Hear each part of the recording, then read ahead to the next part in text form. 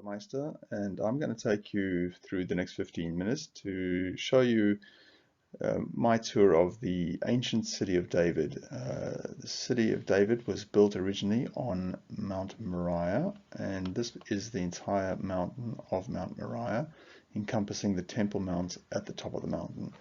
The mountain runs between two valleys on the eastern side, the Kidron Valley, and a valley on the western side, which cannot be seen in this picture, but in this inset over here, you can see the ancient Pilgrim's Road that was built around 30 BCE, 30 before the Common Era, by Herod, and this is where ancient pilgrims would go to the Shiloach pool at the bottom, make their way all the way up the top to the Temple Mount, where they would offer their sacrifices. You can see how the deep valley is actually exposed below this original road, and therefore the city was very strategically located because it had no exposed flank on the western side and no exposed flank on the eastern side. The only exposure was on the northern side, and therefore the city could easily be defended. But I'm going to take you back to the most ancient part of the city, about 4,000 years ago, 2000 BCE. Several vessels were discovered up the top of this mountain section here in grave sites built into the bedrock, where ancient people were buried. Most of the top of this mountain section, on the bedrock of course, was used at that point in time for burial purposes, for sacred burial purposes. And about 100 odd years ago, these vessels were discovered by Parker. They're in the Rockefeller Museum in Jerusalem, and they can be seen there today. So really, about 4,000 years ago, no occupants on this mountain, a few burial sites at the top sections of the mountain, and a few cave homes and very ancient homes located elsewhere on the mountain itself. But we'll take you through those step by step. Now, if you look at the cut through here on the side of this mountain, on the yellow, follow the yellow line, this is the eastern flank of the mountain. The eastern flank runs down to a spring here, which is known as the Gihon Spring. This is the water source for people who were living on the mountain. The water would have run through the valley floor and off to the east to the Dead Sea, which is the lowest point on Earth, and it was about 8 kilometers away. That's how the water would normally flow from the Gihon Spring. Today the water flows into the Jerusalem water system, and but this yellow line, on this yellow line, was built a very large fortress system here, which can be seen over the Gihon Spring. So the timing of that construction was about 3,500 years ago, 1400 BCE roughly. And we can see from the remnants of that construction that it was really designed roughly over the water area, but this upper Gihon pool, which is essentially the quarry that most likely provided all of these stones to construct this massive structure, can be seen in this cutout. So sheer face drops off, and in this quarry is a chamber called the round chamber, which is a lowering of the bedrock floor in the quarry, or lower than the bedrock floor of the quarry, in an attempt to channel water from the Gihon Spring into this section, so that water could be processed and utilized by people living in this area. The original occupants around that time, or slightly earlier than that time, lived on the eastern side, in the valley floor, and along homes in this area of the mountain. And that's been confirmed in archaeology. So most of the occupancy was on the lower end, burial on the top of the mountain, and that's how it was for quite some time, until such stage as the Warren's shaft system was constructed, developed, expanded, and you can see this here running on this map.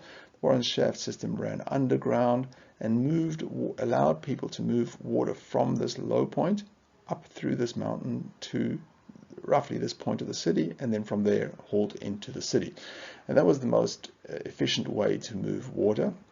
But so that you understand, this is 634 meters above sea level. This is about 690 meters above sea level, about a 60-meter vertical climb up with very heavy water.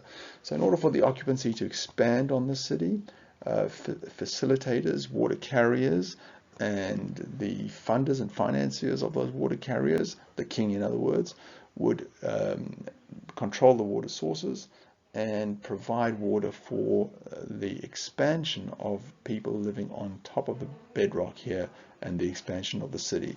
And whoever controlled the water would be the one who controlled the occupants. Now, the most ancient areas around here, the ancient homes really, was a cave home discovered here by Parker in this section of the mountain. Here's another cut through of the cave house that was built into the side of the mountain. Quite an extensive construction for that time, and obviously somebody very, very important, which essentially aligns with the nature of the pottery that was discovered in the graves. Very detailed pottery for that period of time, and quite an extensive collection of it. So obviously somebody very important living up here on the mountain, or family of people living up here on the mountain. Now, the water that was carried into the city was carried into the city for almost 1,000 years, all the way through the period of the destruction of the first temple. And what has subsequently been discovered is that this upper Gihon Spring pool and the quarry was actually aligned. There was a wooden platform built across the entire quarry surface, and water was hauled up onto the wooden platform, probably stored there for days or whatever the case may be, and then from there water carriers moved it mechanically up into the city. So really what we're finding is quite an efficient use of water, and an expansion of the city that's tied to the improved efficiency of moving water up into that area. One of the most interesting aspects of this, the discoveries here, which was made in 2009 on the upper ridge of this cut through in this section over here, was 4 rooms containing a temple. Temple 0, we call it. This is the temple that most likely existed in a period before the first temple, before Solomon, probably all the way back to 2000 BCE, 4,000 years, certainly the Bronze Age. And in that temple are several features. On the far side is a oil press, which you can see over here. This was not just a production oil press, it was an oil press used to purify single presses of oil. So it was used for holy purposes, sanctified the sacrifices that were being offered at the time. Next to that room is an altar. This is a platform of an altar. This is a liquids channel for the altar. There's a press for flour, a grain for the altar. An altar would have stood in this space over here, and sacrifices would have been offered on that altar. Next to that, in this room here to the south, is a matseva. Matseva is a pillar, stone pillar that was used to declare a covenant between man and God. Biblically it was only used up to the period of the fathers, Abram, Isaac, and Jacob. After Jacob it was no longer used. In fact, the Bible prohibits its use. And then there was an area for processing, we think for processing sacrifices, animals offered, animals that would have been skinned, the fats from the diaphragm of the animal that are above the liver and the kidneys would have been removed, and those fats would have been burned on the altar, so that there would have been a permanent fire and flame at that altar site. But later, in the time of King Hezekiah, a city wall was built, constructed along this flank here to extend and create the impression of more protection on the eastern flank. But it's curious that this structure was built along the towards the Gihon Spring, although certainly to protect water. The purpose of that structure and the scale of that structure and the extent of it, given the massive construction that it would have taken much more than the residents of this city to construct 3,500 years ago, would require all the allies of the people in the city to contribute time, effort, labor, resource. And therefore, I believe that the structure was not only important for water, but also designed to prevent access to this temple complex. And the reason why I say that is because the wall that was built all the way up, this double wall section that was built all the way up to adjunct this city wall, which was built much later by King Hezekiah, seems to cut access from this section of the mountain to that section of the mountain and vice versa. So anybody who was traversing the mountain at this point would be unable to do so.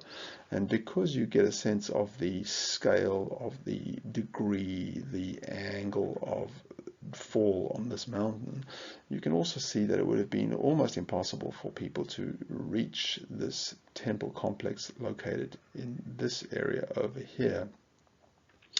Under the ground, of course. In this image, the image is it's a modern image, but it's on the bedrock, and so it would have been almost impossible for people who were living up on the mountain to come down through this very steep section to the mountain to find this temple. And of course, when Hezekiah built this city wall, it blocked it out entirely. Further, that anybody who was approaching the mountain from below to above would have been confronted. You can see here the cutout of the quarry. So anybody coming from the lower sections of the mountain trying to reach the upper section here would have been confronted by this massive quarry which cut the mountain entirely. So really the division of the mountain meant that anybody who was trying to come up to the temple section could only have come from the southern end along a path to the temple section. And that really becomes quite political in its interpretation. Now we do know that the bodies were buried much later in the time of King David, thereabouts the later kings, in this area of the mountain, quite close to the Temple Zero complex.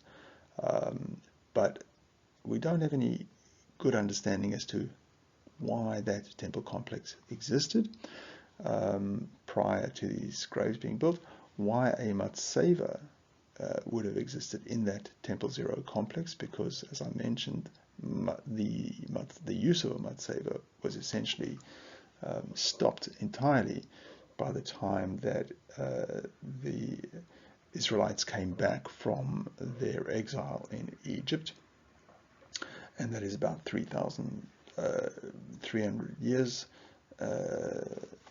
ago, and certainly by the time King David came to occupy the city in about 3,000 years ago, the use of a Matseva was absolutely not considered to be part of the regime, the ritual, the religious practice of Jewish people.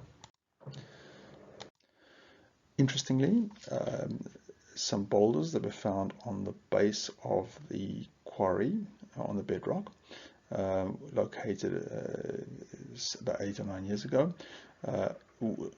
trapped evidence underneath the rocks. The evidence that was trapped there was strata 10 evidence on the bedrock and strata 7 evidence under the rockets, under the boulders themselves. Strata 8 and 9 were missing from the middle sections of those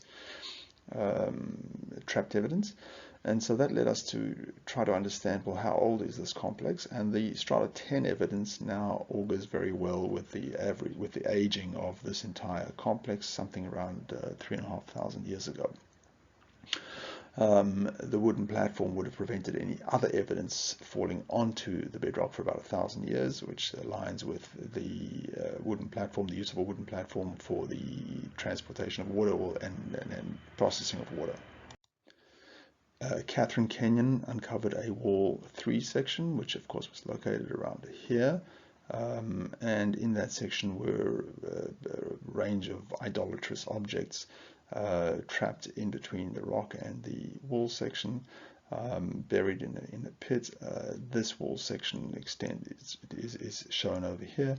This image, which shows the top sections of the fortified corridor, the double wall section, and leading to the platform on the upper ridge, which is up over here, and down the bottom here is the cave house that is displayed here on this image. So all up, probably more questions than answers, but I'm glad I had an opportunity to show this to you and share with you my knowledge and my curiosity with this eastern part of the city of David, the most ancient part of the mountain. Thank you.